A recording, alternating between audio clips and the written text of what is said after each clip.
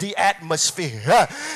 Somebody say it's time to shift. Now, the reason we're able to shift after we've been through all we've been through is because our circumstances and our journey actually helps us to accumulate our oil, our joy, and our anointing. You got to understand that. What folk don't understand, and the old folks were right, this is Black History Month, when they used to sing, "This joy that I have, the world did not give it and the world cannot take it away." The reason they sang that is because they understood that whenever I go through something, it proves to me who God is in me. Because whenever what I'm in doesn't kill what's in me, it grows. I'm trying to see if I got some folk in here that still got your joy. Can I tell you something? The joy of the Lord is not sterile business. But if you're going to build an anointing, the anointing requires a process that's messy. Oh, God. I thought it was going to get a little quiet along in there. It's not some neat little sterile thing that brings you into purpose. But anytime you're going to fulfill purpose, fulfilling purpose with the joy of the Lord and with all comes through a messy process. I'm trying to see if I got some folk that's had some, go through some stuff to get the joy you have. I'm trying to see if I got some folk that can testify. When you see the oil that I got, this oil did not come for free. I had to pay with blood, sweat, and tears to get the oil I have. There's some things I had to do that I'm still not proud of, but I know God kept me through it all. And I'm just trying to see if I got some folk in here that's got some costly oil.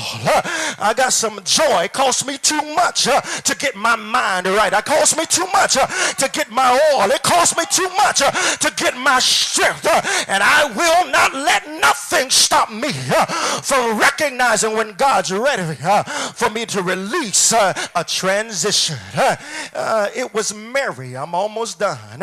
And many people, they speculate about how it is she came about earning this 300 denarii worth of oil. And some folk would suggest now that she was a woman of ill repute. And so it was her activities of the evening that helped her to raise the resources to get the oil. And I say, okay, some folk would argue against it. But I don't argue against it at all. Because often the greatest anointing comes out of the messiest places. Come on and talk to me in here. I need some real folk in here that will testify that when you see the anointing and the oil that's on me, this did not come for free. There's some bedrooms I had to get out of. There's some addictions I had to break. There's some proclivities I had to let go of. But after all that I've been through, open your mouth and shout, I still got my oil. I still got my joy. I still got my strength. I'm about to rise up out of here, but I dare you to pull somebody by the hair and tell them I still got my oil. Tell them I still got it. I had to go through some stuff. It's been messy getting here, but I'm so glad to open my mouth and say I got it, I got it, I got it. It did not come for free, but I got it, I got it. I had to do some things and come out of some stuff, but I got it. Woo! 13 years and the meeting place still has the oil. I feel the anointing of God. 13 years had to deal with elders that were out swinging. Had to deal with deacons that had addictions. Had to deal with folk trying to seduce me. But I give somebody a high five and tell them I still got my oil. I still got my oil. I still got my oil.